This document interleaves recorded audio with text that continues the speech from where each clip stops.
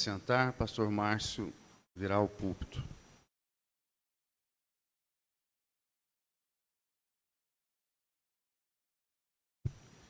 Saudamos aos irmãos com a graça e a paz do Senhor Jesus.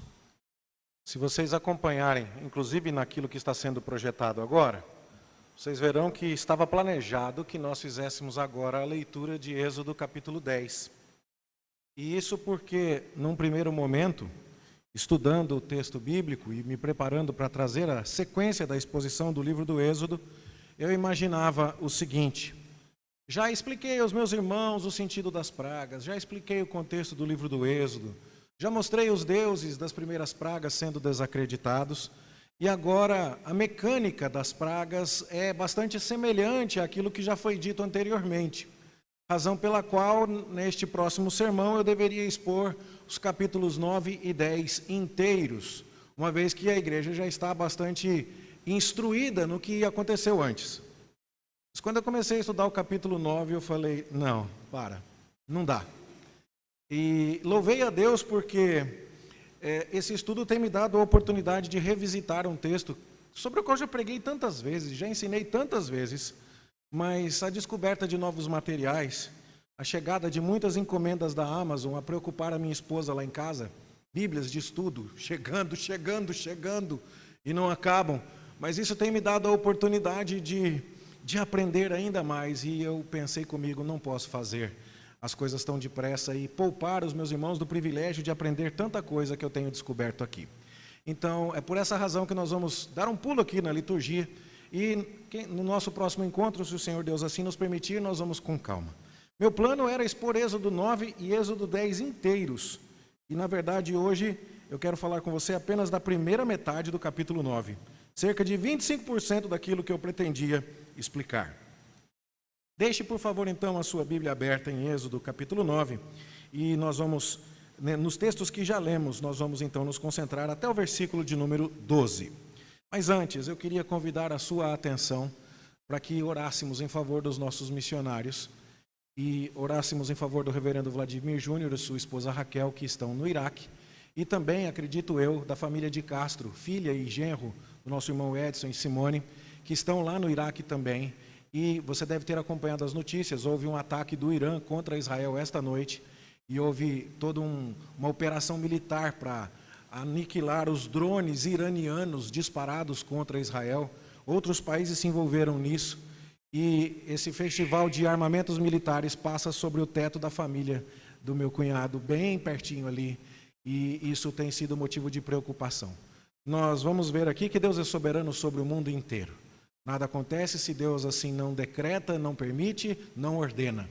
Mas nós somos instruídos a confiar no Senhor e pedir para que Ele nos dirija, nos proteja e esteja conosco. Então, eu queria convidar a nossa irmã Mércia, em nome do Departamento Missionário.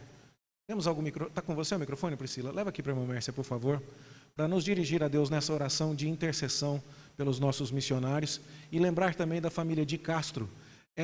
O senhor me falou o nome Nayara, eu estou com medo de errar. Maiara e o seu genro? Paulo. Paulo e Maiara são genro e filha também do nosso irmão Edson, para orar por eles. Oremos. Deus, nós somos gratos ao Senhor por estarmos aqui, conhecendo mais a Tua Palavra. E esse conhecimento tem nos trazido confiança no Senhor cada dia mais. Nós sabemos que o Senhor é o Deus que está acima de todo o poder dessa terra, de todos os reis, governantes. O Senhor domina sobre tudo, ó Senhor. E nesse momento, confiados nesse poder, nesse Deus soberano, nós nos prostramos diante de Ti para pedir que o Senhor intervenha naquela situação tão complexa lá do Oriente Médio. E intercedemos de forma muito especial por nossos amados missionários que estão ali pregando o Teu Evangelho. Deus, guarde, proteja, que a Tua mão poderosa esteja sobre eles, sustentando e fazendo-os confiar em Ti, confiar na Tua providência, confiar no Teu sustento. O Senhor os colocou ali, nesse exato momento, com propósitos específicos, ó Deus. Que o Senhor possa usá-los para levar o Deus verdadeiro, o Deus da paz, o Deus que confronta o pecador, o Deus que salva, que o Senhor possa fazê-los ser instrumentos do Senhor ali, mesmo em meio a esse momento tão difícil. Conforta, Deus, e ajude aos familiares que estão à distância também a confiarem no Senhor e descansar o coração em Ti, sabendo que o Senhor é poderoso para fazer muito mais do que pedimos ou pensamos. Nós clamamos assim, ó Deus, confiados em Ti e em nome do Senhor Jesus. Amém. Amém. Vamos então, meus irmãos, ao livro do Êxodo, capítulo 9, e vamos fazer então a consideração do texto, versículo por versículo. Capítulo 9, verso 1, nós lemos assim: Disse o Senhor a Moisés. E aqui já temos algo que deve nos ajudar. Você está convidado comigo a reparar na estrutura do texto. A Bíblia nos é dada na forma de um livro. Deus usou palavras para se revelar a nós. E marcadores textuais, seções literárias, agrupamentos de ideias, parágrafos, pontuações, são coisas que nós deveríamos considerar para que avançássemos na compreensão da história na mesma velocidade que Deus quis nos contar essa história. E se você prestar atenção, cada uma das 10 pragas começa com a expressão, disse o Senhor a Moisés. Olha aí na sua Bíblia, veja como é que começa a primeira praga no capítulo 7, verso 14. Disse o Senhor a Moisés. Olha a segunda praga, verso 1 do capítulo 8. Depois disse o Senhor a Moisés. E assim nós vamos na terceira praga, capítulo 8, verso 16. Quarta praga, capítulo 8, verso 20. E agora na quinta praga, capítulo 9, versículo 1. Sempre é Deus falando com Moisés, para que Moisés fale a Faraó e explique o significado das coisas, dando-nos a ideia da importância de Moisés como o mediador de Deus ao mundo, aquele que traz a revelação e aquele que vai encabeçar o movimento de libertação. Isso já nos remete a Jesus, porque se Moisés tirou o povo de Israel do Egito e levou Israel para a terra da liberdade em Canaã, Deus nos tirou da escravidão e do pecado e nos levou para o seu reino de amor, e Deus fez isso através do seu Filho. E se Moisés trazia a revelação do juízo de Deus contra os inimigos do seu povo e a revelação da salvação de Deus para o seu povo escolhido, Jesus Cristo é o ápice da revelação divina.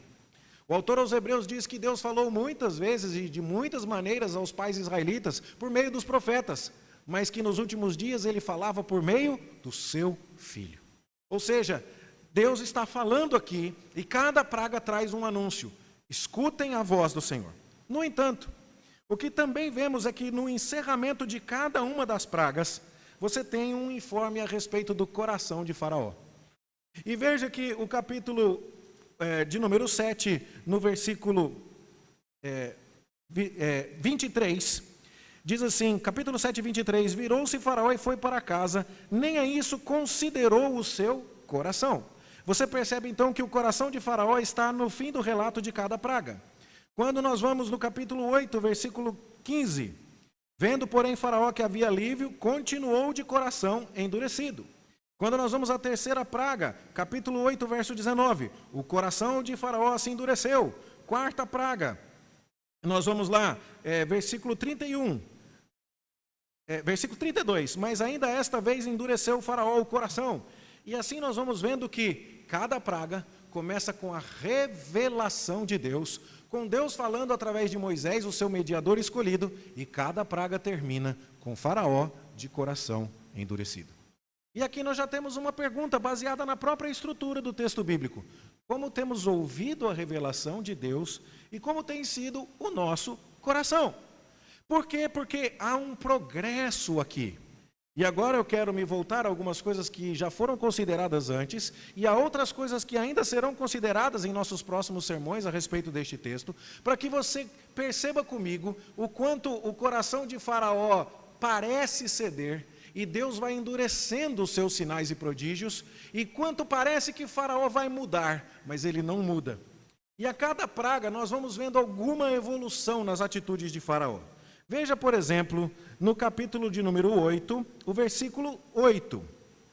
Quando, depois daquele monte de rãs incomodarem todo o povo, chamou Faraó a Moisés e Arão e lhes disse: rogai ao Senhor que tire as rãs de mim e do meu povo, então deixarei ir o povo para que ofereça sacrifícios. Ele está na segunda praga, começando a dizer, não, tudo bem, vai, me dá um alívio que eu deixo. Ele deixou? E a resposta é não.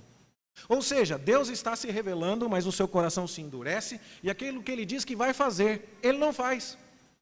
Você conhece alguém assim, que já tomou um monte de lambada de Deus nas costas, e ainda não aprendeu? Será que essa pessoa aparece diante de você todo dia de manhã, quando você olha no espelho, para escovar o dente? Você conhece alguém assim? Pois é o que nós estamos vendo aqui. E aí então, quando vemos a quarta praga das moscas, o versículo 25, capítulo 8, verso 25. Faraó chama Moisés e Arão e diz, vão, ofereçam sacrifícios a Deus, mas aqui, dentro da terra do Egito. E aí Moisés diz, não dá, Faraó, a gente vai matar boi, e o boi é sagrado para vocês. E aí os egípcios vão ficar com raiva da gente e vão apedrejar a gente. E aí então o Faraó diz mais adiante, capítulo 8, verso de número 28. Deixar-vos-ei ir, para que ofereçais sacrifícios ao Senhor vosso Deus no deserto. Somente que saindo não vades muito longe, orai também por mim. Parece até que o Faraó está virando um crente 6 horas. Conhece o crente 6 horas? 6 horas por mim lá na reunião de oração, que hoje eu não vou poder ir. Ele está virando um crente 6 horas. Mas já parece que mudou alguma coisa. E, no entanto, assim que há alívio, o coração de Faraó volta a se endurecer. Você conhece alguém que vem para a igreja quando está desempregado, vem para a igreja quando descobre um câncer, vem para a igreja quando está com luta na família e depois some? Todo mundo já viu uma história assim. E essa história aqui não é apenas a história do Faraó, do Êxodo, dos Hebreus, é a história da humanidade. Porque, inclusive, no livro de Êxodo, nós não estamos aprendendo apenas como Deus salvou os israelitas, mas estamos aprendendo como Deus nos livra de um coração endurecido, como Deus nos tira da escravidão do pecado, como Deus nos leva até a liberdade. E aqui, então, a salvação que temos em Cristo está sendo ilustrada. E o que nós temos visto aqui? A revelação de Deus sendo constantemente trazida, o coração de Faraó sendo constantemente endurecido. Cada vez que há uma nova praga, Faraó chega a fazer novas promessas, mas assim que há alívio, ele muda de ideia. E uma coisa interessante que podemos concluir aqui também, você pode confiar na palavra de Deus, mas não dá para acreditar na palavra de Faraó. Já ficou desiludido com alguma promessa de campanha? Seja do político, seja da namorada, seja do síndico do prédio, de qualquer outra pessoa? Pois bem, a gente precisa confiar apenas e tão somente em Deus. Veja aqui no capítulo 9, verso 27, nós vamos ver Faraó admitindo que pecou. Esta vez pequei. O Senhor é justo, porém eu e o meu povo somos ímpios. Orai ao Senhor, pois já bastam estes grandes trovões e a chuva de pedras. Eu vos deixarei ir e não ficareis mais aqui. Só que aí o Moisés fala assim, Faraó, estou sabendo que nem você, nem seus oficiais acreditam em Deus ainda, né? Então, Moisés deixa bem claro que não acredita nisso, né? Verso de número 30 do capítulo 9, Moisés diz, quanto a ti, porém, e aos teus oficiais, eu sei que ainda não temeis ao Senhor Deus. E aqui então, todos nós precisamos ler uma história dessa para entender quanto de juízo precisaremos receber para nos curvarmos ao Senhor, à sua majestade e à sua soberania. Pois bem, meus irmãos, entendendo isso, nós vamos avançando aqui, capítulo 9, versículo 1 e 2.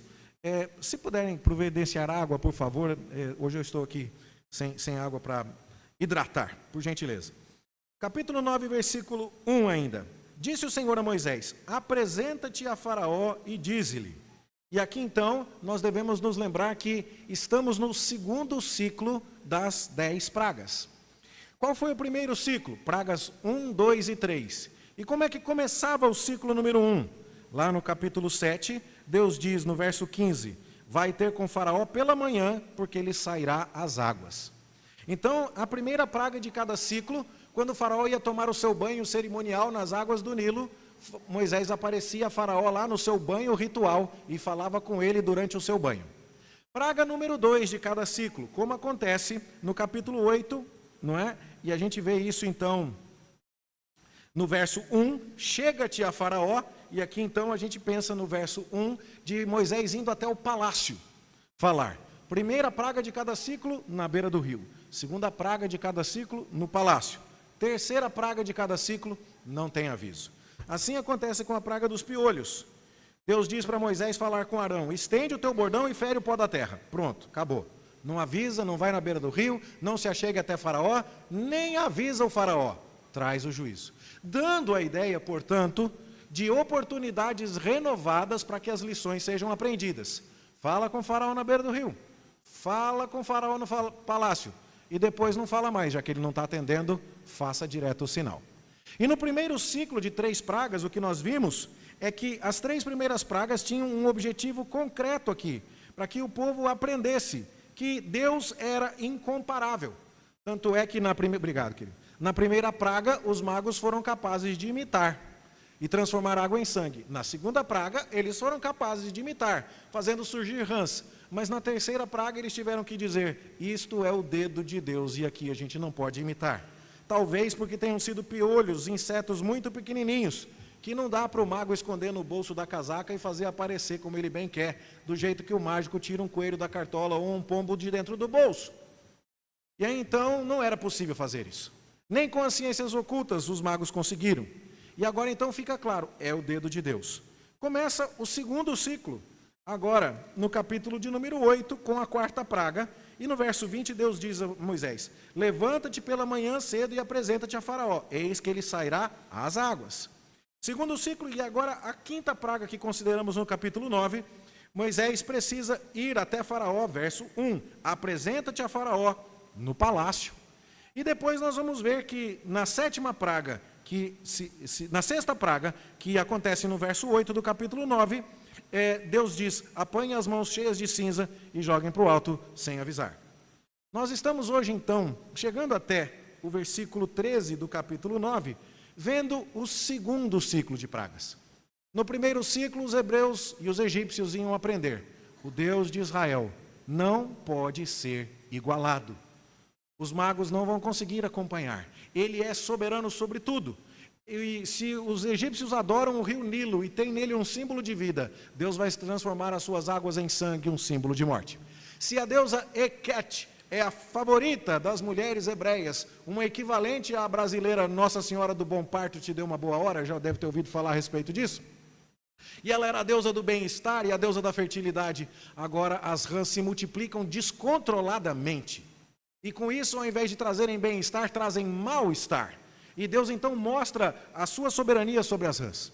E depois, se o pó da terra egípcio era considerado um deus, o deus Geb, o deus da terra, Deus manda que Moisés e Arão peguem do pó da terra e transformem aquele pó em piolhos, dando a ideia de que os deuses egípcios não são páreo para o Deus israelita. E assim o primeiro ciclo de pragas, uma avisada na beira do rio, outra avisada no palácio e outra sem aviso, termina o seu papel de instruir a Faraó, aos egípcios e aos hebreus. Não existe ninguém que possa rivalizar com Deus. Agora nós estamos no segundo ciclo de pragas, que começou com a 4ª praga, lá no capítulo 8, verso 20, onde agora Moisés de novo tem que se levantar de manhã e sair às águas para falar com o Faraó. E agora vem as moscas. E depois a 5ª praga, Moisés se apresenta a Faraó no palácio, peste nos animais. E a 6ª praga, úlceras em pessoas e úlceras nas pessoas. E aí então você vai ver agora algo diferente. Num primeiro momento o destaque é: os deuses egípcios não conseguem rivalizar com o Deus dos hebreus. Os magos egípcios com seus encantamentos não conseguem acompanhar os prodígios e sinais e maravilhas do Deus dos hebreus. Mas agora a lição é outra. Quando a gente olha agora para a próxima lição, a gente vê no capítulo 8, verso 22. Naquele dia separarei a terra de Gósen, em que habita o meu povo, para que nela não haja enxames de moscas, e saibas que eu sou o Senhor no meio desta terra. Farei distinção entre o meu povo e o teu povo. Dando a ideia, portanto, de que Deus tratará o povo de Israel de maneira diferente, com benevolência, com misericórdia, com compaixão, e tratará o Egito com a justiça retributiva, própria da justiça absoluta de Deus. E agora então o tratamento diferenciado entre hebreus e egípcios é que deve ser considerado neste segundo ciclo de 3 pragas. No primeiro ciclo é o seguinte: nem tentem copiar, vocês não conseguem. Nem tentem competir, não tem graça essa competição. Deus é incomparável. Mas num segundo momento há uma próxima lição. Percebam, Deus trata o seu povo escolhido, o povo de Israel, que vocês oprimem de uma maneira privilegiada. Vocês vão insistir com o erro? E qual é o erro? O primeiro erro é de tentar competir com Deus. O segundo erro é de não tratar bem Israel, porque Deus trata bem Israel. Você percebe a pedagogia dos milagres, das pragas? Você vai tentar competir com o Deus dos hebreus, ele é maior do que você. Você vai insistir em tratar mal o povo de Deus, Deus trata bem o seu povo e ele vai mostrar para você como é que tem que tratar o povo dele. E agora então a pedagogia dos sinais aqui começa a acontecer. E também nós podemos refletir aqui na pedagogia de Deus, em tudo aquilo que faz. Será que estamos aprendendo? Os milagres de Deus são sempre contados a nós para que aprendamos lições. Aprendemos sobre o seu poder, aprendemos sobre sua glória, aprendemos sobre sua soberania. E agora, nestas duas pragas que estudamos hoje, no início do capítulo 9, nós precisamos prestar uma atenção muito particular. Deus trata o seu povo de maneira especial. Só que note comigo, acabamos de orar e interceder por missionários que estão lá no Iraque e eles não estão sendo libertos, não. Eles estão no meio da provação. E não há nenhuma garantia bíblica de que, havendo um conflito, eles estarão, imunes a quaisquer resultados de um conflito militar. Tanto é que nas primeiras 3 pragas, houve água transformada em sangue em todo o Egito, inclusive para os hebreus. Na segunda praga com rãs, houve rã na casa de todo mundo, inclusive na casa dos hebreus. Piolhos, a mesma coisa. Dando uma ideia, portanto, de que quando Deus quer mostrar o seu juízo, quando Deus tem outros propósitos em mente, é perfeitamente possível que o povo de Deus passe por tribulações e angústias. Mas Deus não quer que aprendamos apenas essa lição. Ao final, e particularmente na última praga, vai ficar muito claro que Deus tem um propósito particular para o seu povo. Um propósito redentor e um propósito de amor para com o povo de Israel. E o povo de Israel vai ser poupado e os seus filhos mais velhos vão sair vivos do Egito, enquanto os primogênitos dos egípcios haverão de perecer. Ou seja, ao final, nós teremos um tratamento diferente. E essa deve ser a grande alegria, a grande esperança, o grande consolo da nossa alma. Você pode aqui estar passando pelo desemprego como muitos não crentes. Passando pela doença, como muitos não crentes. Você pode estar passando pela rã, pela água em sangue ou pelo piolho, como muitos egípcios. Mas calma, porque Deus trata você de um modo diferente. Calma, porque há uma recompensa eterna guardada para você pela misericórdia e pelo amor eletivo e soberano do Deus Todo-Poderoso. Entenda isso, aprenda isso e confie nisso, e regozije-se nisso, e fortaleça a sua esperança nisso. E é assim que o livro do Êxodo está nos ensinando. E eu preciso avançar, porque eu não saí do versículo 1 do capítulo 9 ainda. Então vamos adiante, meus queridos irmãos. Há mais aqui. Deus diz, assim diz o Senhor, o Deus dos hebreus. E aqui já tem mais coisa para dizer de novo. Porque Faraó se diz um Deus, não é verdade? E ele se diz um Deus sobre os egípcios e um Deus sobre os israelitas. E aqui então virou uma competição por território. Quem é que é o Deus deles? Não é você, Faraó, sou eu. Lembra que no primeiro momento, quando Moisés vai falar com Faraó, Moisés fala, assim diz o Senhor, e Faraó manda dar ordem para fazer tijolos sem palha, dizendo, assim diz Faraó. E agora fica aquela competição, quem é Deus aqui? E aí então isso vai ficando claro. E aí então tem uma questão importante, deixa ir o meu povo para que me sirva. E a próxima pergunta que também precisamos considerar, de quem é aquele povo? São escravos de Faraó ou são servos de Deus? Deus está tratando aquele povo como seu e está dizendo a Faraó, não ouse tratar os israelitas como sua propriedade, eles são a minha propriedade. Mas ainda há um detalhe ainda maior aqui, que é a ideia de deixar ir. A palavra deixar na língua hebraica é o verbo shalar. E esse verbo tem a ideia de deixar, ou de mandar para longe, ou de enviar. Deixa meu povo ir, literalmente é envia o meu povo para me adorar. E quando você percebe isso, você entende um pouco da ironia que acontece quando os animais morrem de peste. Faraó deveria ter enviado o povo de Israel para o deserto adorar ao Senhor, mas como ele não manda, Deus envia sobre os animais egípcios peste, só sobre os egípcios, não sobre os animais israelitas. E aí então, ao invés de olhar e dizer, uau, todos os animais do meu povo morreram, mas os animais dos israelitas não morreram. Vou enviar os israelitas para adorar. Veja o versículo de número 7. Faraó mandou ver, e eis que do rebanho de Israel não morrera nenhum sequer. As palavras mandou ver aí seriam, Faraó enviou gente para ver. Ou seja, toda a discussão aqui na língua hebraica está presa no quem envia quem para onde. E Deus está falando, envia os israelitas para me adorar, senão eu envio praga nos teus animais. Faraó não envia os israelitas, Deus envia praga nos animais. Faraó ainda assim não envia praga para os israelitas, mas envia comissários para ver o que foi que aconteceu. Percebe a ironia? Essa ironia está bem clara lá no capítulo de número 8, no versículo 21. Do contrário, se tu não deixares ir o meu povo, eis que eu enviarei enxame de moscas. No hebraico é, se você não shalar meu povo, eis que eu shalar enxames de moscas. Se você não envia meu povo para te adorar, eu envio a praga para você. E aqui então, mais uma vez, nós estamos vendo os aspectos da justiça poética e retributiva de Deus. Você afogou os meninos hebreus no rio Nilo, símbolo de morte. Através do Nilo, vou trazer morte para você e vou afogar os seus soldados no Mar Vermelho. Você acredita que as rãs te trazem conforto por causa da bênção da fertilidade? Pois elas se multiplicarão com uma fertilidade descontrolada e não vão te trazer conforto. Você não quer enviar o meu povo para mim, pois eu vou enviar o meu juízo para você. E mesmo depois de Deus ter enviado o seu juízo, em vez de enviar Israel, Faraó envia os seus comissários para tentar entender o que está acontecendo. Quanta coisa acontece aqui, meus irmãos, que pode nos passar despercebido. Mas há mais ainda. Veja aqui no verso 3 é dito, eis que a mão do Senhor será sobre o teu rebanho que está no campo. Deus vai enviar pragas, e as pragas vão alcançar Faraó, o seu rebanho que está no campo. Mas é dito aqui que a mão do Senhor fará isso. Você deve se lembrar que lá no capítulo de número 8, quando os magos egípcios não conseguiram fazer as mesmas coisas e criar a praga de piolhos, no verso 19, os magos disseram a Faraó, isto é o dedo de Deus. O dedo de Deus é extremamente poderoso.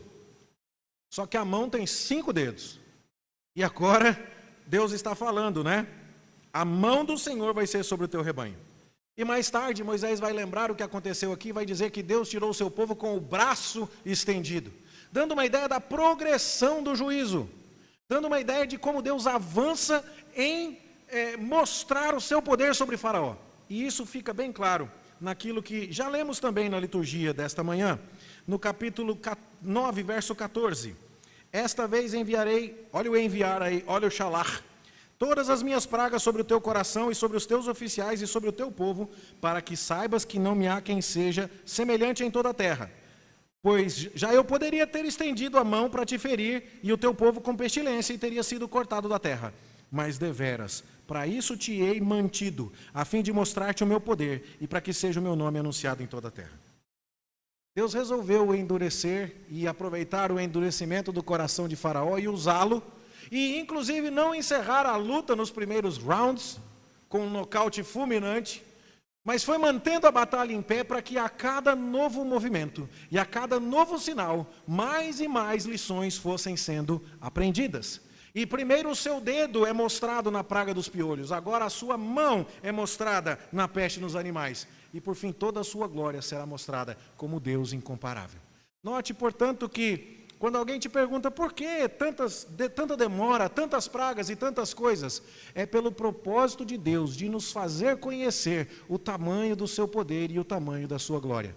Se tivesse acontecido que, por conta de uma unha encravada, Faraó já tivesse afinado e tivesse libertado o povo de Israel, será que a gente entenderia o tamanho da grandeza de Deus? E a resposta é claro que não. E então Deus fala assim, eu te mantive com o coração endurecido e você me resistiu porque eu quero que a terra inteira saiba quem é o Senhor. E esse é o nosso Deus. E assim, meus irmãos, nós caminhamos aqui. A praga seria dada, a praga da peste nos animais, seria dada sobre todo, verso 3, sobre todo o teu rebanho que está no campo. A expressão que está no campo aqui é importante, porque alguns incrédulos olham para isso e dizem assim: está vendo como a sua Bíblia tem erros? Se matou todo o rebanho, porque logo em seguida vem a ideia de todo o rebanho. O verso 6 diz assim: e o Senhor o fez no dia seguinte, e todo o rebanho dos egípcios morreu. Se todo o rebanho dos egípcios morreu, perguntam os incrédulos, como é que houve chuva de pedras, no versículo de número 19, e era para recolher o gado para a chuva de pedra não matar o gado? Se todo o gado já tinha morrido na praga de número 5, por que precisava esconder o gado da praga de número 7? É uma pergunta válida que os incrédulos fazem, mas a questão é que o texto precisa ser lido nos seus detalhes. Deus estava falando a respeito do rebanho que estaria solto, e era uma praxe da época, mandar uma parte do rebanho para pastar e conservar a outra presa, guardada, e depois fazer turnos. E Deus diz: o rebanho que vai morrer com a úlcera é o rebanho que estiver no campo. E então nós vamos vendo Deus se revelando. E por que isso? Porque os incrédulos amam procurar erros na Escritura e procurar explicações naturalistas para aquilo que é, obviamente, atribuído pela palavra de Deus ao poder sobrenatural do nosso Senhor. E uma das coisas que eles gostam muito de fazer é criar uma sequência de catástrofes que poderia ter explicado o fenômeno das pragas. Há um livro que foi best-seller nos anos 70 e 80, e que é bem provável que os nossos irmãos fundadores da Igreja do Jardim América, por algum momento já tiveram um livro desse na estante, ou já viram algum desse livro na biblioteca de algum pastor. E o livro se chamava E a Bíblia Tinha Razão. Eu estou vendo que alguns de vocês conhecem. E sabe qual é o discurso daquele livro? O discurso daquele livro é o seguinte: de fato, deve ter acontecido isso aqui mesmo, gente. Sabe por quê? Porque parece mesmo. Porque tem uma época do ano em que, dependendo da quantidade de luz solar, existe uma alga que fica nas margens do rio Nilo, que ela se multiplica desordenadamente, dependendo do pH da água. E ela tem a coloração vermelha. E então ela torna a água parecida com sangue. Deve ter acontecido isso aqui que está escrito no livro da Bíblia mesmo. E sabe o que acontece quando o pH da água está assim, e a água fica toda escura e vermelha? As rãs não gostam mais de ficar no rio, daí elas saem. Praga 1, check, explicada, pH das algas. Praga 2, check, explicada, as rãs não gostaram de ficar naquela água alterada. Praga 3, deu piolho. Por quê? Porque agora a mosca a rã está comendo os insetos predadores do piolho, ou então não é bem o piolho, é um outro tipo de inseto pequenininho, e não é por acaso que veio a quarta praga, que é a praga do mosquito. Porque quando a rã morreu, apodreceu a carne, as larvas de mosca tinham comida em abundância, aumentou o número de mosquito. E depois, esses mosquitos começaram a picar as pessoas, e deu úlcera nas pessoas. E depois, como uma espécie de doença da vaca louca ao contrário, porque a doença da vaca louca passou da vaca para a pessoa, essa virose, esse problema aqui passou da pessoa para a vaca. E aí, então foi todo mundo morrendo. Gente, será que é isso que a Bíblia está falando? Uma sequência de eventos completamente naturais? E a resposta é claro que não. E como é que eu sei disso? Entre outras coisas, porque Deus marca o tempo. Deus marca o tempo. Se eu disser para você assim: eis que te digo, tem que tomar cuidado que estão filmando aí, né? Vai que corta só esse pedaço, né? Então aqui, se eu disser uma profecia do tipo: vai chover no mês de novembro. Você fala, qual que é a chance disso acontecer? 99%. Agora, se eu disser assim: no dia 13 de novembro, vai estar o céu fechado, preto, até o meio-dia e 17. Ao meio-dia e 19, vai cair uma chuva de pedra, só no setor Bueno. Não vai atingir o Parque Amazônia. E ao meio-dia e 23, não vai ter uma nuvem no céu em toda a Goiânia. Aí começou a ficar complicado, não é verdade? Aí começa a ficar específico. E olha o que acontece aqui quando Deus vai falando a respeito das pragas. Capítulo de número 8, verso 10. Moisés respondeu: amanhã. Amanhã o quê? Amanhã as rãs vão embora. Elas não vão embora em qualquer momento. Elas só vão embora amanhã. E a ideia do amanhã, então, porque você, Faraó, concordou, porque eu agora vou mostrar para você o que Deus faz, sempre tem um tempo marcado. Veja, capítulo 8, verso 29. Respondeu-lhe Moisés: eis que saio da tua presença e orarei ao Senhor. Amanhã estes enxames de moscas se retirarão. E agora, Veja no capítulo 9, verso 5. O Senhor designou certo tempo, dizendo: amanhã fará o Senhor isto na terra.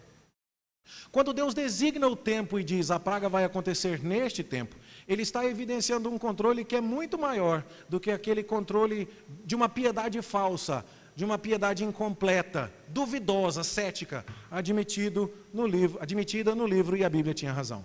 Não foi uma sequência de eventos catastróficos. Foi o dedo, foi a mão sobrenatural de Deus fazendo as coisas acontecerem. E agora então você percebe essa diferença. Todo o rebanho dos egípcios morre, capítulo 9, verso 6. E Faraó manda examinar, e é assim mesmo. E Deus manteve a sua palavra e estabeleceu uma distinção entre o que aconteceria com os israelitas e com os egípcios. Mas Faraó não está ainda completamente aniquilado, não está preparado para se render. Então, vamos para a próxima praga, a sexta praga. Quando você está na quinta praga aqui, você tem um avanço, porque pela primeira vez o patrimônio dos egípcios é atacado. As águas do Nilo são de todos, não pertencem a ninguém. As rãs não tiraram ninguém do seu terreno, não destruíram o carro de ninguém.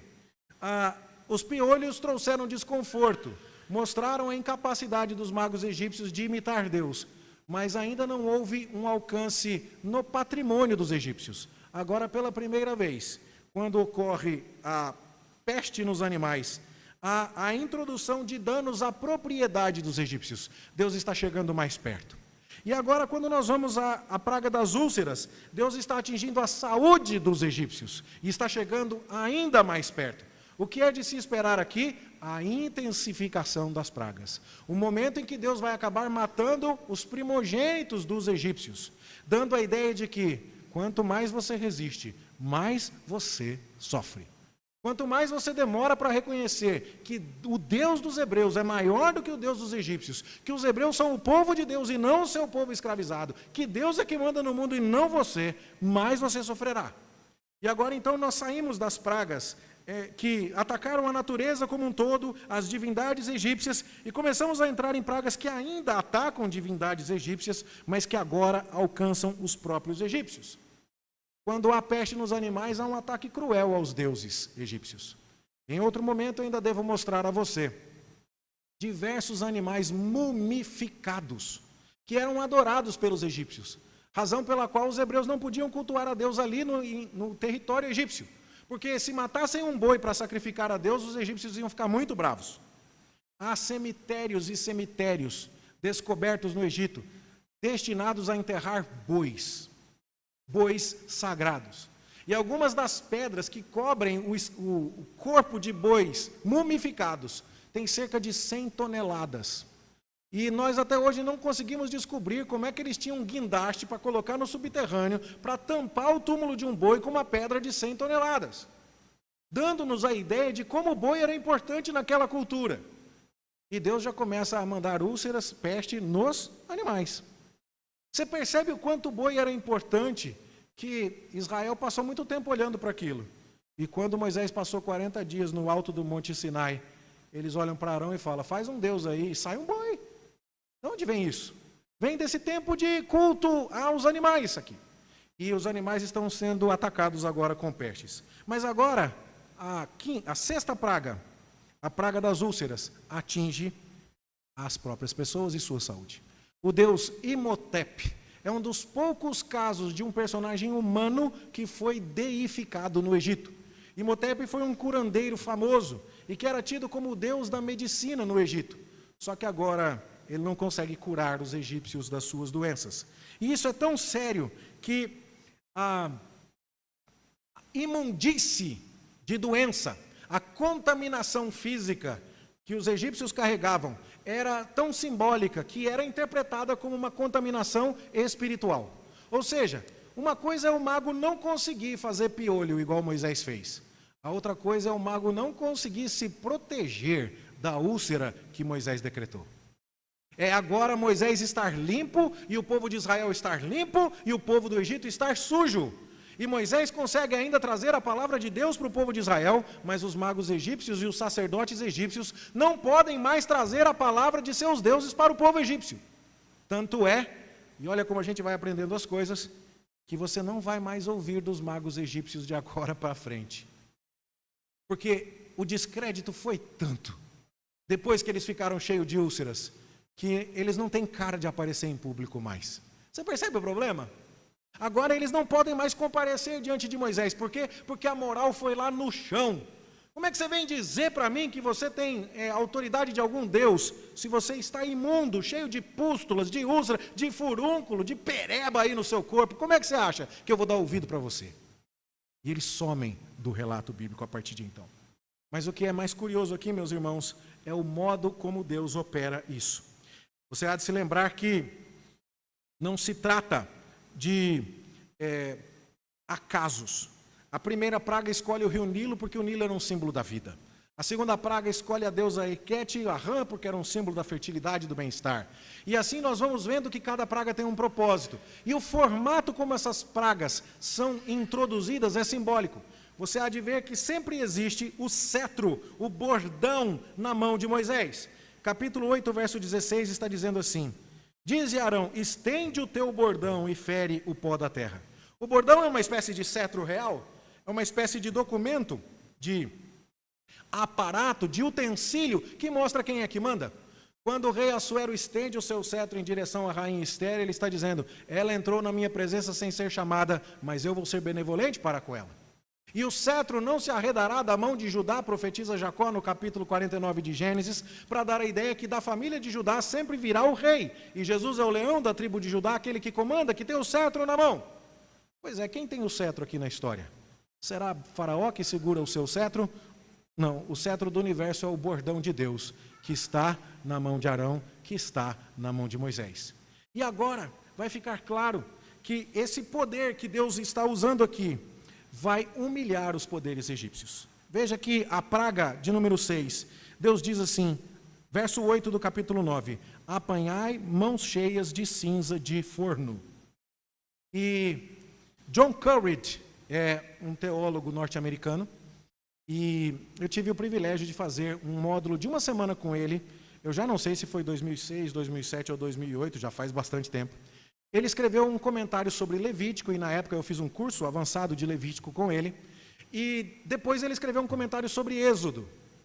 E o trabalho de John Courage é, como arqueólogo, escavar cemitérios na região da Palestina, e com base, por exemplo, na queima dos ossos e na carbonização dos ossos de crianças, descobrir se tratava-se ali de um cemitério daqueles onde os deuses cananeus, com as suas mãos estendidas, recebiam crianças recém-nascidas ali para serem queimadas vivas, o deus Moloque, e assim ele interpreta a religião cananeia. É um homem de profunda cultura, de conhecedor profundo dos hábitos do Antigo Oriente Próximo.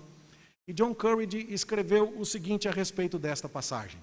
Ele diz que a expressão forno, Moisés não vai pegar qualquer coisa. Note que para fazer piolho ele pegou o pó da terra, do deus Geb. Mas agora para fazer úlceras, ele vai pegar cinza de forno. Por que ele não pega pó de gelatina incolor? Sabe? Por que Deus escolhe a cinza do forno? E esse detalhe é significativo. E há pelo menos duas questões muito interessantes aqui. A primeira, cinzas de forno eram utilizadas pelos sacerdotes egípcios. E quando eles espalhavam cinzas ao ar e o vento levava, era como se eles espalhassem a bênção sobre o povo egípcio. Agora Moisés vai até lá o forno e pega o símbolo da bênção das divindades egípcias e espalha sobre os egípcios, trazendo o castigo do Deus verdadeiro. Há uma reversão acontecendo aqui. Mas uma outra coisa muitíssimo interessante. Apesar de nós vermos na iconografia das cavernas os tijolos que os hebreus fazem com palha, sendo muitas vezes secados ao sol, também havia tijolos que eram preparados em fornos industriais e aquecidos de maneira ainda mais intensa para que se tornassem ainda mais duros. E a palavra forno para fazer esse tipo de tijolo, segundo John Courage, é a palavra que é colocada aqui. E então ele está dizendo, vai lá no forno de fazer tijolo e pega a cinza. Você entende por que é simbólico? Vocês estão fazendo o meu povo morrer cedo, cheio de doença e cansado, porque o meu povo está fazendo tijolo para vocês. Pois agora eu vou pegar a cinza do forno que faz o tijolo, e essa cinza vai fazer vocês ficarem doentes. Você consegue entender a beleza poética disso aqui mais uma vez? E aí, então, meus queridos irmãos, está vendo, meu bem? Se chegar mais encomenda da Amazon, celebra a Deus, dá um glória a Deus, porque olha quanta coisa a gente está aprendendo aqui. Não é verdade? E aí, então, meus queridos, o que acontece? Os magos já não podem mais permanecer diante de Moisés, porque eles estão absolutamente desacreditados. Você percebe? E acho que agora você consegue entender por que eu estava pensando em falar do 9 e do 10, e eu disse, melhor parar, fala só do 9, parte A, parte B, porque tem muita coisa aqui que às vezes nos passa despercebido. É impressionante. E nós podemos ver aqui o fato de que Deus está ilustrando para nós o caminho da salvação. Olha, quando Deus te salva, Ele te tira de um lugar onde você não poderia escapar sozinho. E Ele te leva para um lugar onde você não conseguiria chegar sozinho. E Ele ilustrou isso no livro do Êxodo. Nós não estamos lendo sobre a história de Faraó apenas e sobre a história de Moisés. Nós estamos lendo sobre a nossa história e a grande ação de Jesus Cristo, vencendo todos os poderes das trevas, para nos levar para o seu reino de amor. Nós estamos aprendendo sobre o problema do coração endurecido. Nós estamos aprendendo sobre a glória de Deus. Nós estamos aprendendo sobre a justiça retributiva de Deus. Nós estamos aprendendo sobre aqueles que, mesmo diante de muitas evidências, endurecem o seu coração e resistem ao Senhor. Quantas lições nós poderemos aprender aqui? E por conta de ter comentado a respeito de cada uma delas, à medida que ia expondo o texto, eu não farei aqui, até porque o nosso tempo avança, uma revisão final. Mas eu penso que todos nós podemos ler esta história e nos perguntar, quem sou eu nessa história? E a minha oração é que você seja como um dos hebreus que dizia, não há Deus como o meu Deus. Ninguém é páreo para Ele. O meu Deus me protege, o meu Deus me liberta, o meu Deus me levará em segurança, o meu Deus é incomparável, o meu Deus me trata de modo diferente, o meu Deus vai vingar tudo aquilo que fizeram contra mim, o meu Deus é soberano, é justo, Ele é incomparável. Quando nós entendemos esse Deus assim, e o amamos e o adoramos assim, de fato, nós estamos preparados para viver mais algum tempo de escravidão, mais algum tempo de peregrinação pelo deserto, antes de chegarmos à nossa Canaã. Mas faremos isso na certeza de que somos um povo que recebe um tratamento diferenciado. Que essa esperança encha o nosso coração e motive a nossa adoração em nome de Jesus. Amém. Nós temos mais um cântico, meus